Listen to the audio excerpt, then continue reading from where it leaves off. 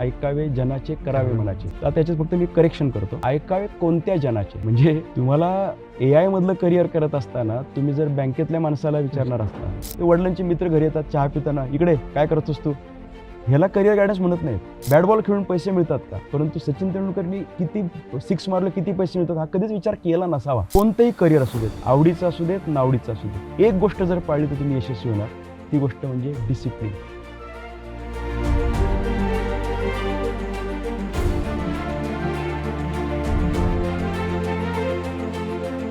नमस्कार, मी अनिकेत चव्हाण आणि तुम्ही पाहता यात्रा शिक्षण विश्वाची.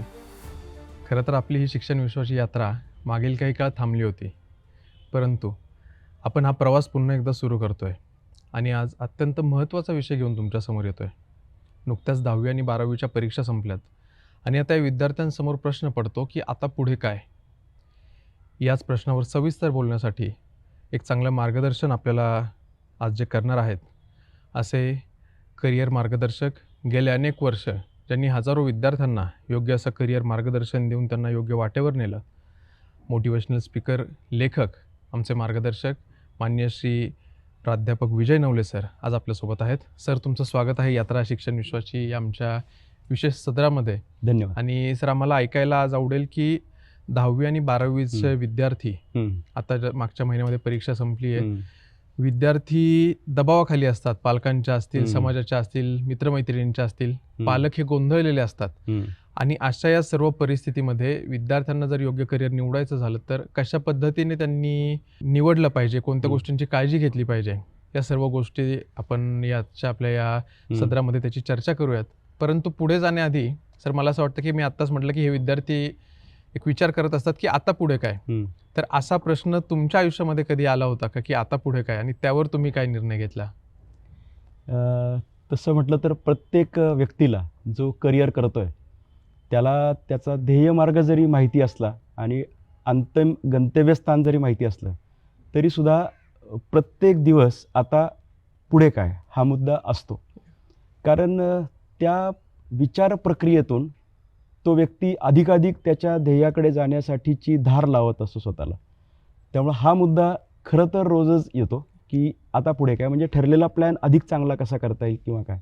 पण तुम्ही म्हणताय त्याप्रमाणे एकदा असा प्रसंग आला होता की आता पुढे काय या विषयावरती काही काळ माझ्या मनात संदेह निर्माण झाला होता आणि अर्थात तो माझ्याकडनं सेल्फ हिलिंगच्याद्वारे दूर झाला.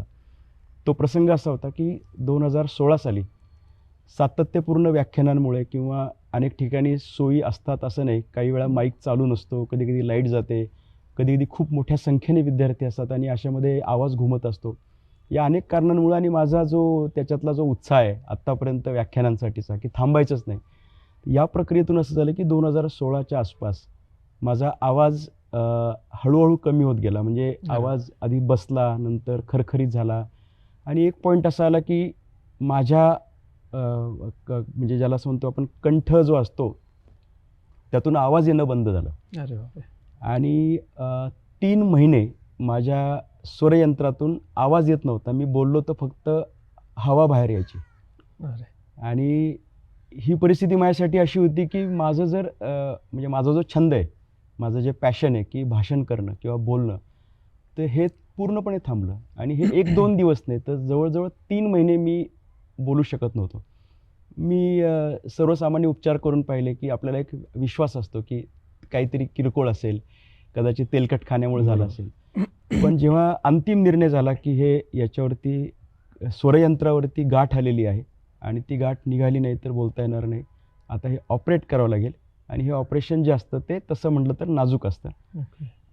म्हणजे तर त्यामुळं त्या क्षणी मला असं वाटलं की म्हणजे आता फक्त लिखाणच करायचं का, आता पुढे काय होणार असं वाटलं. आणि मग सेल्फ हिलिंग म्हणजे मला हे माहिती होतं की आपलं अजून भरपूर काम करायचं आहे, त्याच्यामुळं याच्यातून काही होणार नाही अडचण आपल्याला हे माहिती होतं. आणि ऑपरेशन झाल्यानंतर अगदी एक 7-8 दिवसानंतर माझं पुढचं व्याख्यान झालं. वा, म्हणजे खरंच मी असा एक जनरल प्रश्न विचारला होता, पण एवढं काहीतरी सेन्सिटिव्ह आणि मोटिवेशनल ऐकायला मिळेल असं वाटलं नव्हतं. तुम्ही एक त्यातून चांगला एक आपल्याला सल्ला भेटला की स्वतःवर विश्वास पाहिजे, आपल्या पॅशनवर एक ती आवड असली, ओढ असली की नक्कीच त्याच्यातून काही ना काही मार्ग निघत जातो. तर आता तुम्ही एक बोलताना बोललात की ही एक प्रोसेस असते आणि आपल्या विचारांना एक धार थोडक्यात देत देत हा हम्म. निर्णय होत असतो. हम्म. परंतु सध्याची परिस्थिती पाहता आजचा विद्यार्थी जो आहे हम्म. तो करिअर निवडताना स्वतः निवडतोय की त्याचं करिअर त्याचे पालक, त्याचे मित्रमैत्रीण, समाज निवडतोय? काय वाटतं तुम्हाला? ही गोष्ट जरा आता थोडी बदललेली पण आहे, त्यामुळे मी Okay. 2 गोष्टी सांगतो. त्याच्यात काही सेक्शन्स आहेत, म्हणजे समाजाचे जे सेक्शन्स आपण आर्थिक दृष्ट्या म्हणू किंवा सामाजिक विचारांनी स्वैरपणा आलेला किंवा जुनाट वृत्ती, याच्यामध्ये प्रत्येक ठिकाणी फरक दिसेल. बरोबर. म्हणजे आपण एक 20 वर्षापूर्वी जर म्हटलं तर एवढं नक्की होतं की निर्णय पालक घेत होते. आत्ता पूर्ण बदललं आहे का? तर काही प्रमाणात बदललं आहे. ज्या कुटुंबांमध्ये आर्थिक स्थैर्य आहे, ज्या ठिकाणी एक सुधारणावादी विचार आहेत, त्या ठिकाणी तो निर्णय जो आहे तो मुलांकडे सोपवलेला दिसतोय. म्हणजे पालकांनीच निर्णय घेतलाय आणि तो मुलांवर लादला, हे परिस्थिती सगळ्या सेक्शन्समध्ये नाही आहे. परंतु ज्या ठिकाणी मध्यमवर्गीय कुटुंब आहेत, ज्या केसमध्ये पालकांचं देखील प्रबोधन झालेलं नाही आहे आणि मात्र ते स्वतःला यशस्वी समजत आहेत आणि मुलांना असं वाटतं की मला काही कळत नाही आहे, या केसमध्ये मग पालकांचा त्याच्यामध्ये थोडासा वरचष्मा असतो. काही कुटुंब अशी पण असतात की त्याच्यात आर्थिक स्थैर्य नसतं, आईवडील अशिक्षित असतात आणि मुलांना थोडासा एक्सपोजर, आता आपण पाहतो की अनेक कारणांनी अनेक प्रकारचे इनपुट्स त्यांना मिळत असतात. त्यामुळं तू तुझा निर्णय घे. एक अत्यंत गरीब कुटुंबांमध्ये, शेतकरी कुटुंबांमध्ये सुद्धा हा निर्णय मुलांवरती दिलेला दिसतो. त्याचबरोबर समाजाच्या वरच्या स्तरातल्या लोकांमध्ये सुद्धा हा निर्णय मुलांकडे दिसतो. मधला जो सेक्शन आहे त्याच्यामध्ये मात्र हा निर्णय पालक घेताना दिसतात. खूप कमी कुटुंबांमध्ये खूप चांगल्या पद्धतीने निर्णय होतो, तो म्हणजे एकत्र बसून निर्णय होतो आणि समाजाचा मुद्दा येतो. त्याच्यामध्ये त्याचं वाटा कारण असतो. निर्णय घेतल्यानंतर परत ऑफिसमध्ये गेल्यानंतर जेव्हा तो पालक चर्चा करतो तेव्हा ते कुणीतरी असं सहज बोलून जातं, अरे त्याच्यापेक्षा हे कर ना.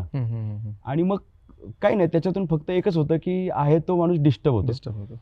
कधी कधी चुकलेला निर्णय योग्य पण होऊ शकतो समाजाच्या बरोबर, रेट्यामुळे, बरोबर. त्यामुळे ह्याच्यात कोणी चुकत नाहीये. नाही. म्हणजे सगळं मिळून जर म्हटलं तर मला एक नेहमी असं वाटतं की आपण जे ऐकलेलं वाक्य, ऐकावे जनाचे करावे मनाचे, तर आता त्याच्यात फक्त मी करेक्शन करतो, ऐकावे कोणत्या जनाचे. म्हणजे तुम्हाला AI मधलं करिअर करत असताना तुम्ही जर बँकेतल्या माणसाला विचारणार असाल किंवा गॅरेजमधल्या माणसाने सांगितल्यानंतर तू नीटची परीक्षा देणार का नाही ठरवणार असेल, म्हणजे त्याने त्याच्या क्षेत्रातलं सांगावं. बरोबर. त्यामुळे तुम्हाला जो सल्ला हवा आहे तो फक्त आणि फक्त त्या संदर्भातल्या करिअरमधल्या माणसांकडनं जर मिळाला आणि ते तुमच्याबद्दल सदिच्छा असणारे असतील तर तो नक्कीच चांगला तर असेल. तो योग्य राहू शकतो.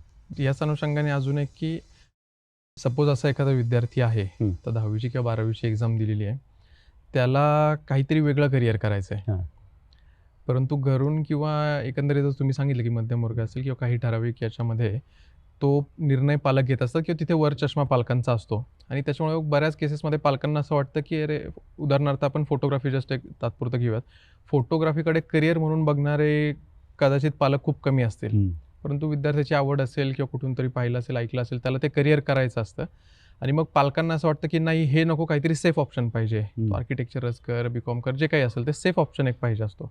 अशा केसेसमध्ये विद्यार्थ्यांना आणि पालकांना दोघांना तुम्ही जर सल्ला द्यायचा आला तर काय द्याल?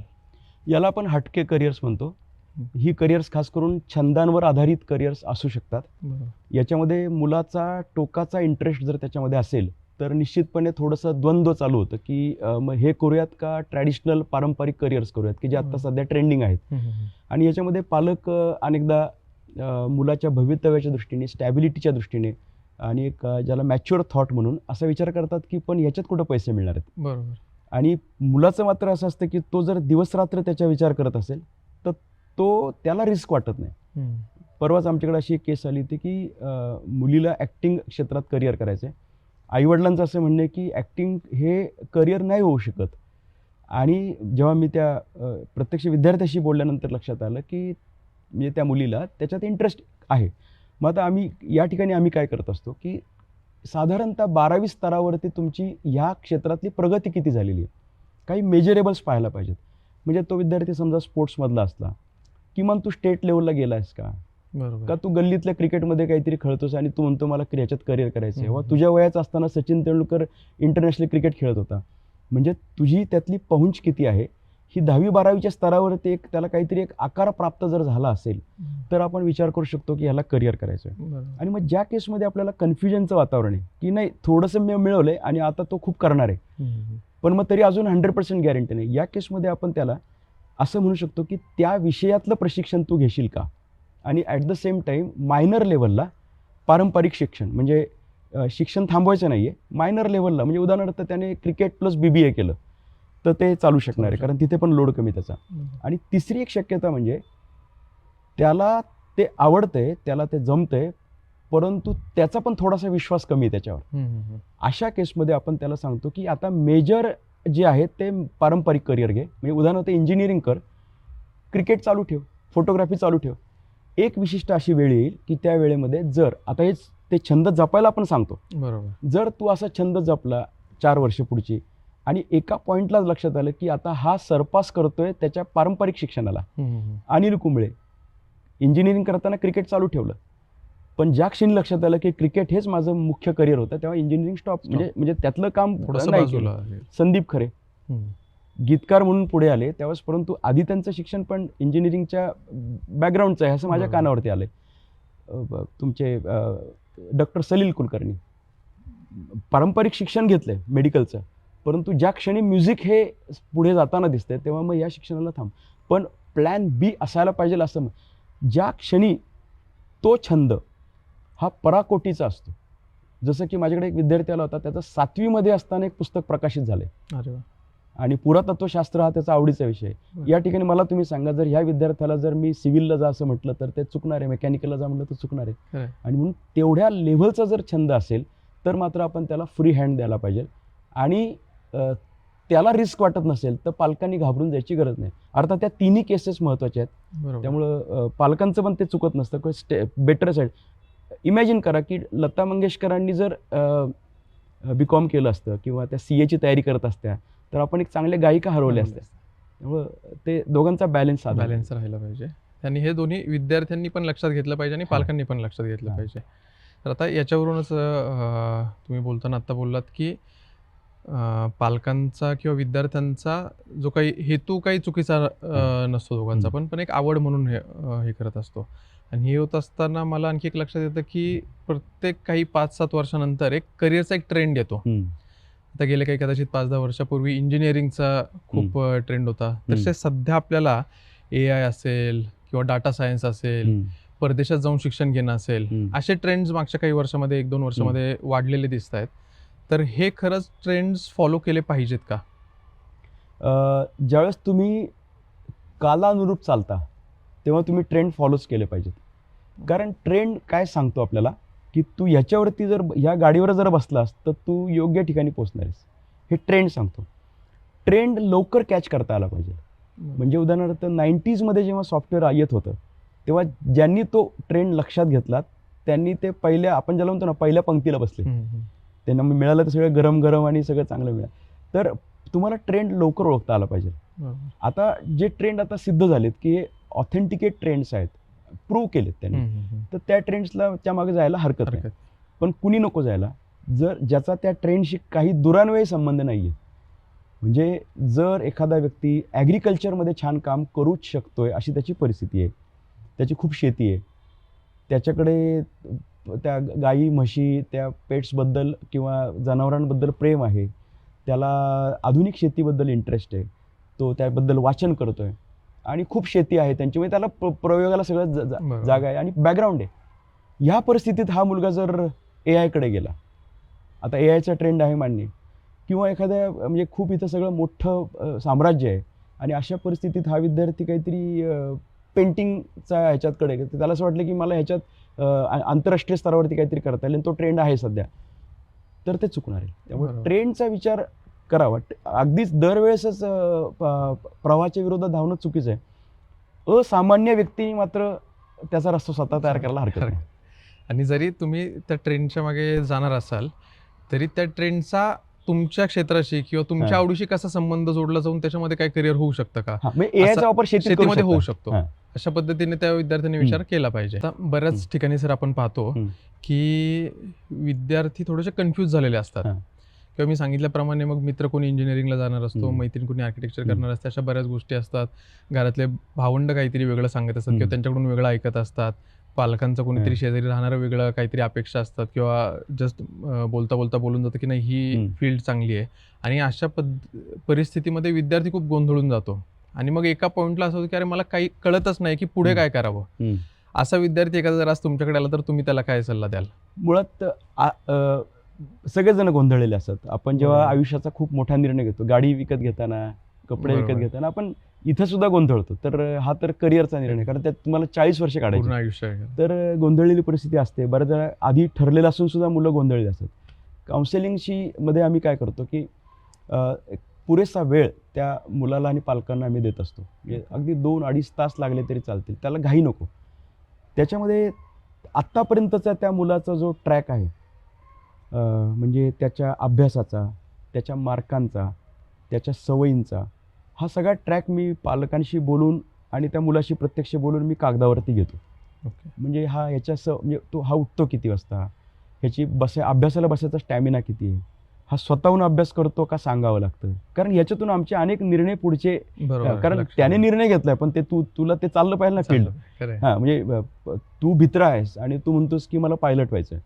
तर तिथं भीतीदायक प्रसंग आल्यानंतर तुला जमणार आहे का? तो सगळ्या त्या मुलाचं एक प्रकारे स्कॅनिंग आम्ही करतो. ओके. आणि नॉर्मली लोक सायकोमेट्री टेस्ट करतात. ॲक्च्युली बरं. बऱ्याच वेळा काय होतं की त्या रिटर्न असतात, त्यामुळे मुलं तिथं काय टिक करतात ते घाईघाईत हम्म. गडबडीत करत असतात. जेव्हा आम्ही समोरासमोर प्रश्नोत्तर करतो तेव्हाच काय होतं की मला त्याचे फेस एक्सप्रेशन दिसतात, ओके. त्याचे डोळे बोलत असतात. बरोबर. पालक आणि त्यांच्यात एक काहीतरी संवाद होत असतो. कारण प्रत्येक ठिकाणी ते ऑब्झर्वेशन आम्हाला खूप गरजेचं आहे. म्हणजे उदाहरणार्थ तू स्वतःहून अभ्यास करतोस का? जर त्याला तो रिटर्न परीक्षेत प्रश्न असेल तर तो टिक करणार येस म्हणून. येस म्हणून. आई वडील शेजारी बसलेले असताना त्याच्या उत्तराला मी यांना क्रॉस करतो ना बरोबर. की खरं आहे का. खरं आहे. त्यामुळे अशा पद्धतीने एक तासभर सगळी माहिती मिळाल्यानंतर तो मुलगा लक्षात येतो. कारण बरीच करिअर्स ही स्वभावावरती अवलंबून आहेत, बरीच करिअर्स ही तुझ्या सवयींवरती अवलंबून आहेत. म्हणजे तुझं मॅथमॅटिक्स पक्क आहे का हे मला कोण सांगणार आहे? त्याच्या मार्कशीट सांगणार आहे आत्तापर्यंत. आणि मी 10वीचे मार्क पाहत नाही, मी 8वी-9वीचे मार्क पाहतो. त्याचं कारण 10वीमध्ये लोकांना 10-12% जास्त पडलेले असतात. 8वी-9वीतलं रिअल मेरिट असतं. तर या हिशोबाने मग त्याला त्याची माहिती माझ्याकडे आली की मग मी त्या अनुषंगाने त्याच्याशी कनेक्टेड असलेले करिअरची माहिती त्याला डिटेलमध्ये सांगतो. आणि मग जिथे तो नाही जाऊ शकत त्याची चर्चा करण्यापेक्षा त्याला मोटिवेशन देत जिथं तो जाऊ शकतो आणि एक्सेल होऊ शकतो ती चर्चा त्याच्यासमोर करतो. आणि याचे व्यावहारिक मुद्दे, म्हणजे ज्याला असं म्हणता येईल की आत्ता हे करिअर पुढे जाणार आहे की असं जाणार आहे, म्हणजे आत्ता कॉन्ट्रॅक्ट होणार आहे का म्हणजे वाढत जाणार आहे, एक्सपांड होणार आहे, ही चर्चा झाल्यानंतर त्या मुलाच्या समोर क्लॅरिटी यायला लागते. आणि मग तो स्वतःहून सांगतो की ह्या 3पैकी हे माझ्यासाठी बेटर राहते.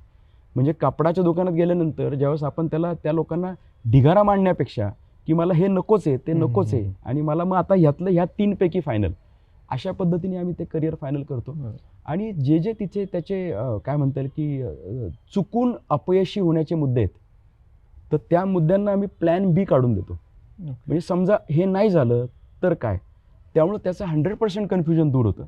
आणि मुळात पुढचा खूपच मोठा ॲक्शन प्लॅन तयार केल्यामुळं, म्हणजे करिअर पाथ केल्यामुळं तो विद्यार्थी साशंक राहत नाही. म्हणजे उदाहरणार्थ कॉमर्सचा विद्यार्थी आहे, त्याला आपण CA बद्दल चर्चा केली तर त्याने पण कुठनं तरी ऐकलं असतं की CAचा रिझल्ट कमी लागतो. म्हणून मग त्या केसमुळे आपण त्याला सांगतो की 11वी-12वी कॉमर्स, इथे CA फाउंडेशनचा तो अभ्यास करायचा आहेस आणि हा अभ्यास तुला जर आवडला आणि जर तुझे स्टॅमिना पालकांना कळला की तू बसतोस 8-10 तास, तर येस आलं तर CAचं इंटरमिजिएटला तयारी करायची, नो आलं तर CA थांबवायचं आहे.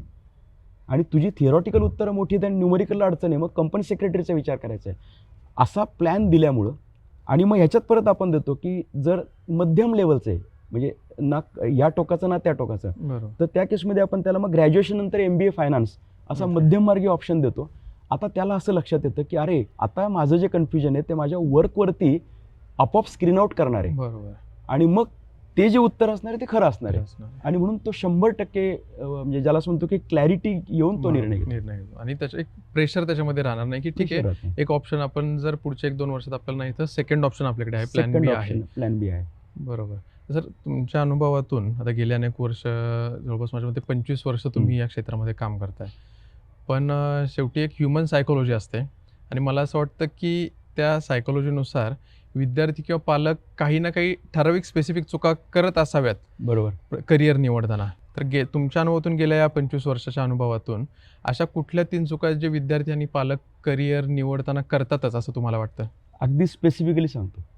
चूक नंबर 1 म्हणजे आपण ज्याला असं म्हणू की गर्दीचा नियम फॉलो करतो. म्हणजे असंख्य लोक कॉम्प्युटर इंजिनिअरिंग आवडत नसताना कॉम्प्युटरला जातात आणि 40शीमध्ये आल्यानंतर त्यांना कळतं की ही सगळी वर्षे व्हायला गेली. मला लोकांचे मेसेज आहेत की मोठे मोठे मेसेज, सर पैसे म्हणून काही कमतरता नाही आहे, पण सुख सर ₹1 मिळालं नाही. मला तुम्ही सांगा ही केवढी मोठी चूक आहे. आता हे प्रत्येकाला लागू नाही आहे, ज्याने त्याच्यातला इंटरेस्ट आहे त्याने आनंदच घेतला आहे. तर पहिली चूक म्हणजे गर्दीचा नियम आपण पाळतो. दुसरी चूक म्हणजे आपण त्या विद्यार्थ्याच्या किंवा त्याच्या क्षमता ज्या आहेत आणि स्वभाव यांच्याकडे दुर्लक्ष करतो आणि फक्त करिअर्सकडे पाहतो. म्हणजे आत्ता पालक मला जेव्हा प्रश्न विचारतात स्कोप कशाला विचारतात, पण ह्याला कशात स्कोप आहे असं नाही विचारत. त्यामुळे ही खूप मोठी चूक आहे की माझा स्वभाव चिडका आहे तर मला कोणती करिअर्स आहेत, मी एका जागेवरती बसतो, मला कोणती म्हणजे स्वचा शोध केला जात नाही. हा दुसरा मुद्दा. आणि तिसरी एक चूक अशी आहे, ती चूक मात्र मी म्हणेल की दर्शकांनी याचा विचार करावा. कारण करिअर म्हणजे काय, मी म्हणेल की career is way of happy life, successful life. हे काही पैसे कमवायचं यंत्र नाही आहे किंवा तो मार्ग नाही आहे. गेली 100-1 वर्ष जर सोडली तर त्याच्या आधी करिअर म्हणजे नोकरी आणि पैसे कमवणे हा विषय नव्हता. त्या काळामध्ये जीवन आनंदाने जगणे, सुरक्षितपणे जगणं हाच मुद्दा होता. त्यामुळे माझं असं म्हणणं आहे की कितीतरी महान व्यक्ती आपल्या देशात होऊन गेल्या, त्यांनी मोठा हेतू ठेवून करिअर निवडलं. म्हणजे त्यांचं कार्य, आता इथं करिअर शब्द लोकांना खटकेल, कार्यक्षेत्र निवडलं. मग त्यांनी जे कार्य केलं त्याच्यातून समाजाला काहीतरी दिलं, त्यांनी त्यांचा जन्म सार्थकी लावला, त्यांनी त्यांच्या लाईफचं पर्पज शोधलं आणि मला काय मिळणार यापेक्षा मी काय देणार याचा विचार केला. हा विचारच कोणी करत नाही आता. म्हणजे आमच्या समाजातून, म्हणजे आपला जो सगळा समाज आहे, भारतीय समाज आहे, या समाजातून थोर व्यक्ती तयार व्हाव्यात असं पालक का विचार करत नाहीत. म्हणजे पालक एवढाच विचार करतात की आम्हाला किती, आणि पैशाचा विचार केल्यामुळं नंतर ज्या समस्या चालू होतात की मुलंसुद्धा पैशाचा विचार करतात आणि त्या पॉईंट ऑफ टाईम वयाच्या 80 वर्षी पालकांच्या मुलं त्यावेळेस पण पैशाचा विचार करतात आणि काही इमोशनली रॉंग डिसिजन घेतात. आणि मग पालक म्हणतात की अरे हा असा कसा वागतोय, पण त्याची सगळे बीज तूच दिली होतीस. सो माझा मुलगा थोर मोठं लेजेंडरी करिअर करू शकतो का, पैसे नंतर बघू, लेजेंडरी करिअर करू शकतो का, हा विचार किशोर कुमारच्या घरात झाला की तुझा आवाज आणि त्या हिशोबाने तुला ह्याच्यात करिअर करायचं, हा मोठा विचार झाला. बॅट बॉल खेळून पैसे मिळतात का, परंतु सचिन तेंडुलकरनी किती 6 मारलं किती पैसे मिळतात हा कधीच विचार केला नसावा. नंतरचं मला माहीत नाही, परंतु सुरुवातीच्या वेळेस मात्र मला आनंद मिळतोय म्हणून ते दॅट्स वन. आणि म्हणून अख्खं घर उभं राहिलं मागं. त्यामुळे ह्या चुका आत्ता सर्वसामान्यपणे पालक करतात.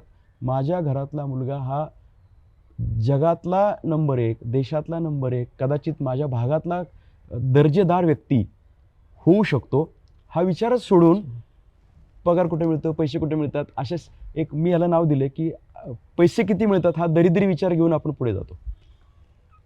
त्याच्या बेसिसवर करिअर ठरवलं जातं. ॲक्च्युली उलटा विचार जर केला ना तर जास्त पैसे मिळतील. त्याच्यामध्ये त्याला आनंद मिळतो किंवा त्याच्यातून समाजाला काहीतरी आपण देऊ शकतो. असं जर करिअर निवडलं तर खरंच म्हणजे तुम्ही म्हटल्याप्रमाणे सर्व पालकांनी हा विचार केला पाहिजे. कारण शेवटी हा देश, हा समाज घेऊन आपल्याला पुढे जायचं आहे. याला एक्सेप्शन आहेत. म्हणजे सर्वसामान्यच चित्र वातावरण असेल तर थोर नाही वाटलं, असं वाटलं की ठीक आहे, पण दिसतंय की हा काहीतरी करणार आहे तरी सुद्धा तुम्ही त्याला त्या गर्दीत सोडताय, ती चूक आहे. आता AI आणि डेटा सायन्सचा आपण उल्लेख केला, ट्रेडिशनल करिअरचा उल्लेख केला, हटके करिअरचा उल्लेख केला, पण तुमच्या मते की पुढच्या 5-10 वर्षामध्ये ही सगळी बदलती परिस्थिती लक्षात घेता पुढच्या 5-10 वर्षामध्ये आपल्या देशामध्ये तरी या करिअर्सला खूप मोठा वाव असू शकतो किंवा या करिअर्समध्ये एक चांगली संधी आपल्या मुलांना मिळू शकते, असे काही ठराविक करिअर्स तुम्ही सांगू शकाल का? बरोबर. कारण करिअरची निवड करताना पुढच्या भविष्याचा पण विचार करावा लागतो. आता जेव्हा आपण म्हणूयात की नाही आता आम्हाला नाही पारंपरिक पद्धतीनेच करिअर निवडायचं आहे, तर मग हा विचार स्वाभाविकपणे.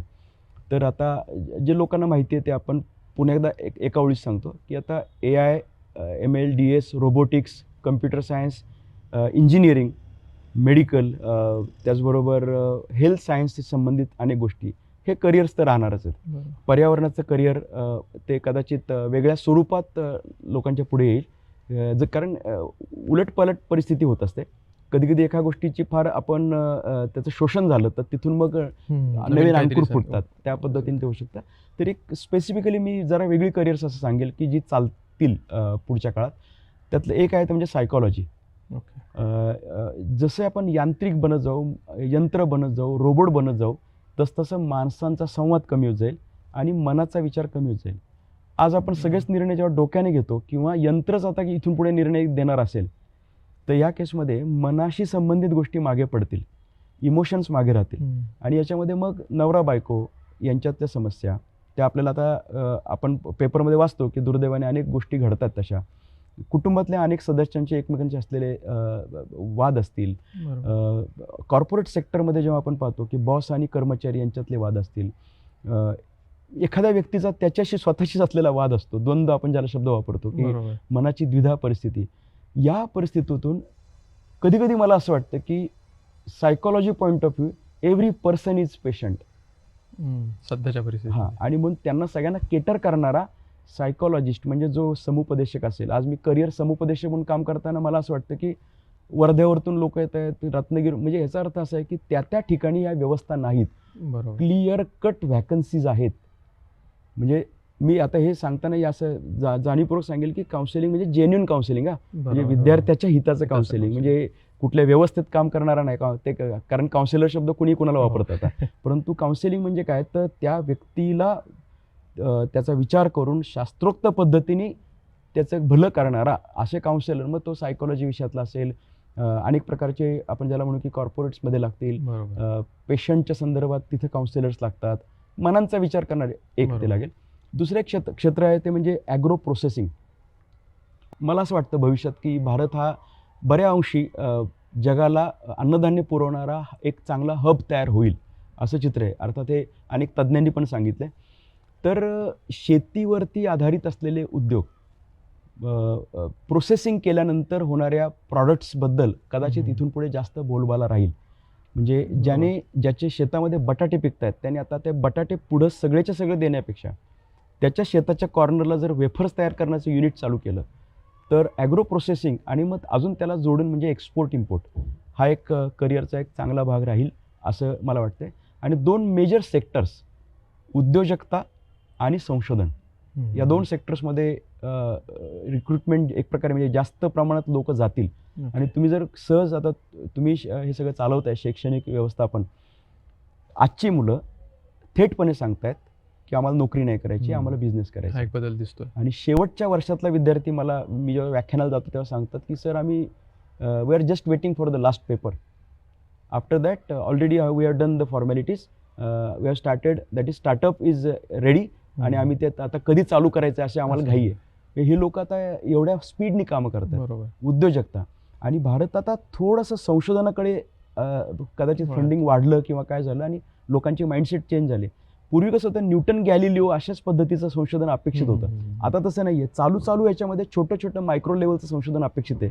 आणि म्हणून तज्ज्ञ लोक या क्षेत्रामध्ये लागतील. आता याच आत्ताच्या प्रश्नामध्ये बोलता बोलता आपण सायकॉलॉजीबद्दल बोललो, ॲग्रिकल्चरबद्दल बोललो, त्याच्यानंतर या सगळ्या क्षेत्रांबद्दल बोललो, त्याच्यापूर्वी AIच्या संबंधित याच्याबद्दल बोललो, त्याच्यापूर्वी ट्रेडिशनल क्षेत्रांसोबत बोललो. आता याच्यातून मला असं एक जाणवलं की सध्याचे विद्यार्थी हे एवढ्या सगळ्या गोष्टी ऐकून आणि इंटरनेटचं हे जे काही एवढं फ्री नॉलेज सोर्सेस आहेत त्याच्यातून हे विद्यार्थी कन्फ्यूजपेक्षा ओव्हरवेल्म झालेत. एवढे जास्त ऑप्शन्स त्यांच्यासमोर येत आहेत, त्यांच्यासमोर ते ऐकतायत, पाहतायत. अशा विद्यार्थ्यांना काय तुम्ही सल्ला द्याल की ज्यांना ऑप्शन्स समोर एवढे दिसत आहेत आणि असं वाटतं की आज वाटतं की नाही मला फोटोग्राफी करायची, उद्या वाटतं नाही मला इंजिनिअरिंग करायचं, असे भरपूर विद्यार्थी असणार आहेत, त्यांना तुम्हाला काय सल्ला द्यावा वाटेल? ॲक्च्युली हे ना सगळं स्वाभाविक आहे आणि आत्ता जो काळ चाललाय ते याला एक नाव आहे मल्टी करिअर्स. म्हणजे नवज्योत सिंग सिद्धूने आधी क्रिकेट खेळलं, मग कॉमेंट्री केली, मग विनोदी याच्यात, मग राजकारण, परत आता अँकर, हे याला म्हणतात मल्टी करिअर. प्राचार्य के अत्रे यांनी देखील मल्टी करिअर्स केली. तिथं त्यांनी ॲट अ टाईम केली. म्हणजे संपादन, लेखन, कविता, चित्रपट, दिग्दर्शन, राजकारण, वर्तमानपत्र सगळं. सगळं. तर ओव्हरवेल्म का होतात लोक, की मला हे सगळं आवडतं. आता याच्यात एक मुद्दा राहू शकतो, की जर तुम्ही एका व्हर्टिकलमधलं पकडलं हम्म. तर ते बेटर राहतं. बरोबर. एकच व्हर्टिकल पकडायचं. आता उदाहरणार्थ मी पण त्याचा एक बळी आहे, की खूप आवडीनिवडी असणं एक म्हणजे कधी कधी वाटतं हे नको नको असतं तर बरं झालं असतं. बरोबर. सगळंच आवडतंय. या केसमध्ये काय होतं, की मी म्हणेल की मग एक व्हर्टिकल पकडूयात. म्हणजे आता एखाद्या गोष्टीचा अभ्यास केला, मग त्याच्यावरती भाषण देऊयात, त्याच्यावरती लेखन करूयात, हम्म, त्याच्यावरती हम्म, व्हिडिओ तयार करूयात, त्याच्यावरती काउन्सिलिंग करूयात, बरोबर. त्याच्यावर चित्रपट करूयात, त्याच्यावरती गाणी तयार करूयात. म्हणजे एकच धरून आपण जर गेलो तर मग बेसिकच राहतं. बेसिक. आता समजा तुम्ही म्हणलात की फोटोग्राफी, मग तो फोटोग्राफी रिलेटेड मग काय होतं, की फोटोग्राफी झालं म्हणजे स्टुडिओ झाला, मग प्री वेडिंग झालं, मग चित्रपट झालं, मग ॲडव्हर्टिजमेंट झालं, ॲनिमेशनचा सहाय्य झाला, बरोबर. टीममध्ये काम केलं. म्हणजे काय होतं, की तुम्ही एकत्र कॉम्बिनेशन करू शकता. आणि एक आता असं म्हणतायत, की नवीन शैक्षणिक धोरणात असं उल्लेख आहे, परंतु मला ते बऱ्याच वेळा कागदावर वाचायला मिळतं, प्रत्यक्षात अजून दिसलेलं नाहीये. Implementation. जसं पण मी स्वतः केलं होतं, इंजिनिअरिंग नंतर MA इतिहास केलं. हम्म, आता हे व्हर्टिकल्समध्ये नव्हतं, बरोबर. त्यामुळे कधी कधी काय होतं, ते नॉन म्हणजे ती फांदी म्हणतात आपल्याला, हो. त्याचा कधी कधी उपयोग होतो. पण शक्यतो आपण मल्टी करिअर्स एकाच रस्त्यावरती सापडतील का? जसं आपण सिटीमध्ये गेलो तर एका रस्त्यावरती कोणती कोणती कामं तसं करतो, तसं करिअरच्या बाबतीत होऊ शकतं. आणि तुम्ही म्हटलेलाचा दुसरा एक अर्थ जो होता तो असा होता, की अशा ह्या मल्टिपल्समध्ये तुमचं कसं शोधायचं. हम्म. तर त्याचं उत्तर मगाशी मी देऊन ठेवलं होतं, की you must do screening from the other careers. म्हणजे मला बसून काम करायचं का मला फिरून काम करायचं, हा एक साधा प्रश्न विचारला तर बघा, त्यातली तो मुलगा म्हणतो मी बसून कामच करू शकत नाही. मग बसून नाही करू शकत filter नाही, मग out हे होतात सगळे ते. करिअर्स फुल्या मारायच्या. बरोबर. ओके, मग त्याला प्रश्न विचारायचा, तुला माणसांतलं काम करायचं का यंत्राशी सोबत काम करायचं. त्याचं उत्तर झालं मला माणसांमधलं काम करायचं, यंत्रांमधली करिअरला सगळे फुल्या मारायच्या. त्याच्यात पुढचं उत्तर आलं, तुला प्रसिद्ध व्हायचं आहे का म्हणजे प्रसिद्ध नाही जर तर चालणार आहे, मग त्यातली प्रसिद्धीवाली कोणती करिअर्स आहेत. तो जर म्हणला प्रसिद्ध व्हायचं त्याला टिक करायचं, बाकीची उडून टाकायची. सो स्क्रीनिंग करत करत जा. बरोबर. आणि म्हणजे काही ऑप्शन्स राहतील त्याच्यावर बिलकुल विचार कन्फ्युजन केला व्हायची पाहिजे. गरज राहत नाही. खरं बरोबर. करिअर काउन्सिलिंगची पण गरज नसते, स्वतः करू शकतो. पण अर्थात ते काय होतं, मग आपल्याला आपला निर्णय जेव्हा असतो थोडासा डाऊटफुल डाऊटफुल असतो असतं. माणूस. आणि आणि म्हणून मग आता गरज या पडते. वयामध्ये मला असं वाटतं की गायडन्स घेणं कधी पण चांगलं, कारण हां. महत्वाचा निर्णय असतो, चुकू नये. निर्णय चुकू नये. तर तुम्ही जे बोललात की तुम्ही इंजिनिअरिंग नंतर MA इतिहास केलं, हां. खरं तर मी तर म्हणाल तो त्या काळी तुम्ही घेतलेला निर्णय तसा विजनरी निर्णय होता. आणि आता NEP मध्ये त्याची प्रोव्हिजन इंटरडिसिप्लिनरी लर्निंग आपण जे म्हणतो की तशा पद्धतीच्या प्रोव्हिजन्स केलेल्या आहेत. होपफुली तर लवकरात लवकर इम्प्लिमेंटेशन त्याचं चालू होईल असं अपेक्षा करूयात आपण, ज्याच्यामुळे नक्कीच विद्यार्थ्यांना एक वेगळा खूप मोठा स्कोप पुढच्या करिअरमध्ये त्यांना मिळणार आहे. तर सर, आपण थोडंसं आपल्या शेवटाकडे वळत बऱ्याच गोष्टींवर आपली चर्चा झाली, परंतु मला अजूनही असं जाणवतं, जो आपला पहिला दुसरा प्रश्न होता, की या सर्व करिअर निवडीच्या किंवा या डिसिजन मेकिंगमध्ये पालकांचा रोल किती नाही म्हटलं तरी हा महत्त्वाचा असतोच. आणि आपला हा जो काही एपिसोड आहे, हजारो पालक नक्कीच पाहतील. तर हे सर्व जे काही पालक हा एपिसोड पाहणार आहेत त्यांना तुम्ही काय सल्ला द्याल, की जे आपल्या विद्यार्थ्याचं करिअर ठरवताना काहीतरी आता पुढे निर्णय घेणार आहेत या 1-2 महिन्यामध्ये, त्यांना तुम्ही काय सल्ला द्याल? मी असं म्हणेल की तुमचं ऑब्झर्वेशन, निरीक्षण तुमच्या मुलांबद्दल उत्तम असलं पाहिजे. म्हणजे एखाद्या पालकाला जर प्रश्न त्याने स्वतःला विचारला, की माझा मुलगा म्हणजे काय किंवा माझी मुलगी म्हणजे काय, त्याला कागदावर लिहिता आलं पाहिजे, की तो कुठे जाऊ शकतो आणि कुठे जाऊ शकत नाही. म्हणजे आणि पालकांनाही माहिती असते. मुलगा म्हणतो मला पायलट व्हायचं आहे, आई म्हणते अरे सायकल चालवा गेला तर गल्लीत 4 वेळा खाली पडतोस.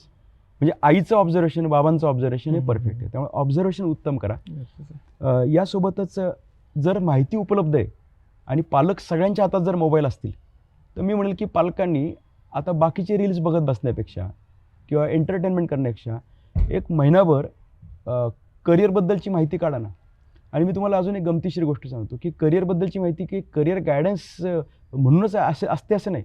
तुम्ही पेपर वाचताना कळतं की अमुक अमुक ठिकाणी नवीन प्रोजेक्ट्स आले, जाहिराती कशाच्या जास्त दिसत आहेत. तुम्ही जर ऑब्झर्व केलं की सध्या कोणत्या गोष्टींची चलती मार्केटमध्ये, मग तुमचं हे ऑब्झर्वेशन सुद्धा गरजेचं आहे. कारण ते ऑब्झर्वेशन, आता एखाद्या ठिकाणी विमानतळ होते, आता हे मग पालकांनी दुसऱ्यांना विचारायची काय गरज आहे. विमानतळ होते, त्या अनुषंगाने लॉजिस्टिक्सचे कोणते व्यवसाय मला माझ्या लॉंग टर्म म्हणजे माझ्या मुलाच्या अख्ख्या आयुष्यावर पुरतील असे ते व्यवसाय असणार आहेत. तर तो अभ्यास करावा. आणि अजून एक गोष्ट, आई चपात्या करत असते आणि किचनमधनं काहीतरी बोलत असते, अरे नाहीतर ते हेच घे ना तू, जेईज कर ना तू. हम्म. अरे हा करिअर गायडन्सचा निर्णयाचा मार्ग नाही. ते वडिलांचे मित्र घरी येतात चहा पिताना, इकडे काय करतोस तू, ह्याला करिअर गायडन्स म्हणत नाहीत. ह्याचं उत्तर असं आहे की 3 तास काढायचे, घरातल्या घरात बसायचं, टी व्ही बंद, सगळ्यांचे मोबाईल स्विच ऑफ, त्याच्या आधीचं होमवर्क सगळ्यांनी करायचा. आणि काही अवघड नाही आहे, सगळी माहिती काढायची, पॉईंट्स काढायचे, आई वडिलांनी त्यांचे पॉईंट्स काढायचे, मुलांनी त्यांचे पॉईंट्स काढायचे, भांडणं करायची काहीच गरज नाही. गोलात बसायचं आणि 3 तास, म्हणजे एकदा वाटल्यास ब्रेक घ्या, आई एकदा जाऊन चहा करून आणेल, सगळ्यांना दूध आणेल, पण तिथं बसल्यानंतर निर्णय घेऊनच उठायचं. जे मी पालकांसोबत मी जे करतो की परिपूर्ण चर्चा करायची. आई वडिलांनी अनुभव सांगायचा, बरोबर, मुलांनी नवीन काळ दाखवायचा, आईवडिलांनी त्या मुलांचे प्लस पॉईंट दाखवायचे, मुलांनी त्यांच्या स्वप्नांचा विचार त्यात सांगायचा. एका जागेवर करा आणि 1 सिटिंगमध्ये उठा आणि मग त्याच्यासोबत मग प्लॅन ए प्लॅन बी सकट उठा. त्याच्यानंतर ही चर्चा उगाच कुठं बाहेर शेजाऱ्यांशी यांच्याशी त्यांच्याशी करू नका. त्याचं कारण त्यांना त्यातलं काहीच माहीत नाही. तुम्ही 3 तास दिलेत, बरोबर, शेजारचा सहज एक पिल्लू सोडून जाईल, नाही अरे आयशी तयारी करणार. तर जो निर्णय झाला आहे की आता आमचा निर्णय हा सेफर साईडचा झालेला आहे किंवा आमचा निर्णय या पद्धतीने झाला आहे, आमचे प्लॅन ए बी सी असे आहेत, त्यांना माहीत नाही आहेत, त्यामुळे डिस्टर्ब पण व्हायचं नाही. अशा पद्धतीने पालकांनी जर केलं तर मी म्हणेन म्हणजे माहिती सगळ्यांचीच घेऊन मुलाबद्दलचा जास्त तो मेन सेंटर पॉईंट येतो. बरोबर. आणि या सगळ्या प्रक्रियेमध्ये फायनली मुलाच्या डिसिजनला थोडं झुकतं माप द्यायचं. 51-49 मुलगा म्हणजे विद्यार्थी, 49 महत्त्व पालकांना. अशा आणि मी मुलांना पण सल्ला देईल की पालकांना काही कळत नाही, अशा भूमिकेतून बाहेर पडा. कारण हे टीन एज आणि त्याच्यामध्ये आलेलं आता जेनझी, बरोबर, आणि हातात मोबाईल, त्याच्यामुळे कधी कधी बिथरलेली अवस्था. त्यांना असं वाटतं की यांना काहीच कळत नाही, आपल्याला सगळं. आणि मी ह्या निमित्ताने ह्या माध्यमातून मला हा पण एक सल्ला विद्यार्थ्यांना द्यायचा आहे की टीनेजर्स खास करून 8वी ते 12वी किंवा अगदी सगळ्यात जवळचे मित्र तुमचे मित्र नसून तुमचे आई वडील आहेत. आणि याच्यात 1 लाखामध्ये एखादी केस एक्सेप्शन असू शकते की काहीतरी तिथंच प्रॉब्लेम आहे, पण उरलेल्या सगळ्या फॅमिलीजमध्ये सगळ्यात जवळचे मित्र तुमचे आई वडील जेव्हा असतील तेव्हाच करिअरचा निर्णय पण चुकणार नाही. आणि ही खरं मेथड खूप छान वाटली. तुम्ही जे सांगितलं की एकत्र बसायचं आणि तो जो जनरेशन गॅप आहे आई वडिलांचा आणि मुलांमध्ये, त्याच्यामुळे नक्कीच प्रत्येकाचे विचार करण्याची पद्धत वेगळी असणार आहे. परंतु तुम्ही सांगितल्याप्रमाणे आई वडिलांचा अनुभव आणि विद्यार्थ्याचं नवीन काहीतरी स्वप्न त्याची जे आहेत, करेक्ट, त्याचं एकत्रीकरण कुठेतरी होईल, त्यावेळी एक नक्की चांगला निर्णय आपण म्हणू की एकत्रितपणे तो घेतला जाईल. आणि तुम्ही आता विद्यार्थ्यांना पण एक सल्ला दिला, तो पण खरंच सध्याच्या परिस्थितीनुसार मला गरजेचा वाटतो. आणि सर आता शेवटच्या प्रश्नाकडे वळूयात, विद्यार्थ्यांच्या संदर्भातच आहे, पण तो थोडासा वेगळ्या पद्धतीने मी विचारतो की आता हा आपला पूर्ण एपिसोड ते पाहतील, एवढी सगळी चर्चा ऐकतील, काही जण कदाचित सगळी ऐकणार नाहीत, परंतु कोणी जर आपल्या पूर्ण एपिसोड न पाहता डायरेक्ट शेवटच्या प्रश्नाकडे गेलं तर या पूर्ण एपिसोडचा सार किंवा विद्यार्थ्यांना तुम्ही या पूर्ण एपिसोडमधून एक गोष्ट जर घेऊन जायची त्यांनी असं तुम्हाला वाटत असेल तर ती कोणती गोष्ट आहे की ही एक गोष्ट विद्यार्थ्यांनी बाकी सगळं सोडून द्या, पण हा एपिसोड संपवताना ही एकच गोष्टचा तुम्ही विचार करा, अशी कोणती गोष्ट असेल? मी अनेक आत्मचरित्र वाचतो आणि टॉपच्या लोकांना भेटत असतो. म्हणजे तुम्ही पाहिलं असेल, मी अमिताभ बच्चन यांना पण आमची भेट झाली आणि डॉक्टर कलामांना पण भेटलो. आणि मी कायम सर्व क्षेत्रातल्या टॉपर्सला भेटत असतो. दरवर्षी UPSC पासून त्या सगळ्या टॉपर्सशी मी कसं ना कसं तरी पद्धतीने पोचत असतो आणि त्यांच्याशी बोलत असतो. एकच सिंगल पॉईंट त्यांचा जो येतो मी सांगतो, तो पॉईंट आहे आणि आजच्या काळात प्रचंड गरजेचं आहे. कारण तिथं बऱ्याच ठिकाणी क्लीन बोर्ड झाला आहे. कोणतंही करिअर असू देत, आवडीचं असू देत, नावडीचं असू देत, ट्रेंडिंग असू देत, नॉन ट्रेंडिंग असू देत, एक गोष्ट जर पाळली तर तुम्ही यशस्वी होणार. ती गोष्ट म्हणजे डिसिप्लिन, शिस्त. आणि मी त्यासाठी त्या मुलांना सांगेल की घरातले लोक जे सारखे सांगतात तुम्हाला सवयींबद्दल, बसताना कसा बसतोयस, सकाळी किती वाजता उठतोयस, जेवताना कसा जेवतोयस, वह्या पुस्तकं नीटनेटकी कशी ठेवतोय, आजचं काम आज करतोय का, ह्या सगळ्यांचं कनेक्शन तुमच्या करिअरच्या सक्सेसशी आहे. त्यामुळे डिसिप्लिन आणि चांगल्या सवयी हे जर मुलांनी पाळलं तर सक्सेस. पाळलं नाही तर तो मेट्रो सिटीमधला मुलगा ज्याच्या आईवडिलांची प्रचंड चांगली श्रीमंती होती, तो मुलगा हुशार होता, पण फक्त इथंच पंक्चर पॉईंट होता, तर हा मुलगा करिअर करू शकणार नाही. त्याच्यामुळे आणि गरीब घरातला मुलगा, आईवडील अशिक्षित आहेत, कशातच काही नाही आहे, नाही रे गटातला विद्यार्थी आहे, एक प्रकारे तो त्याच्या पुढे काही स्वप्न नाही आहे, पण तो मुलगा डिसिप्लिन्ड असेल तर नक्कीच काही ते तो करणार, तर तो त्याच्या क्षेत्रातलं करिअर सक्सेसफुल करणार. अतिशय म्हणजे मी हे एक्सपेक्ट करत नव्हतो आन्सर. खरं खूप मी जरा करिअरच्या संदर्भातनं वेगळं काहीतरी तुमच्याकडून उत्तर येईल असं अपेक्षित होतं मला. पण हे अगदी अनपेक्षित आणि खूप वेगळं, पण सध्याच्या विद्यार्थ्यांना त्यांनी ऐकलं पाहिजे असं उत्तर होतं. सर खूप छान वाटलं.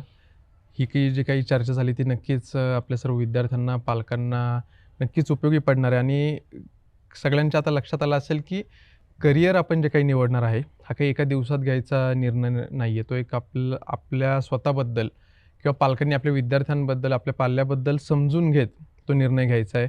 याच्यामध्ये मार्क्स, सध्याचे ट्रेंड्स, समाजाच्या अपेक्षा हे सर्व विसरून आपल्याला नक्की काय करता येऊ शकतं हे समजून घेऊन आपण तो निर्णय घ्यायचा आहे.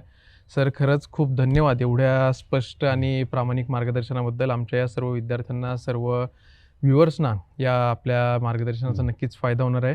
आणि तुम्हाला जर आमचा हा संवाद आवडला असेल तर त्या प्रत्येक विद्यार्थ्यापर्यंत, त्या प्रत्येक पालकापर्यंत आमचा हा एपिसोड पोचवा. कारण आता पुढच्या काही दिवसांमध्ये 11वीची प्रवेश प्रक्रिया चालू होईल. त्याच्यानंतर लगेचच 12वी नंतरच्या डिग्रीसाठीच्या प्रवेश प्रक्रिया सगळीकडे चालू होतील. तत्पूर्वी तुमच्याकडून सरांनी सांगितल्याप्रमाणे या देशाला, या समाजाला एक चांगली दिशा देणारं आणि स्वतःला सुख देणारं करिअर तुमच्याकडून निवडलं जाईल अशीच मी अपेक्षा व्यक्त करतो आणि थांबतो. पुन्हा भेटूयात आपल्या यात्रा शिक्षण विश्वाची या विशेष सदरामध्ये. धन्यवाद. धन्यवाद सर. धन्यवाद.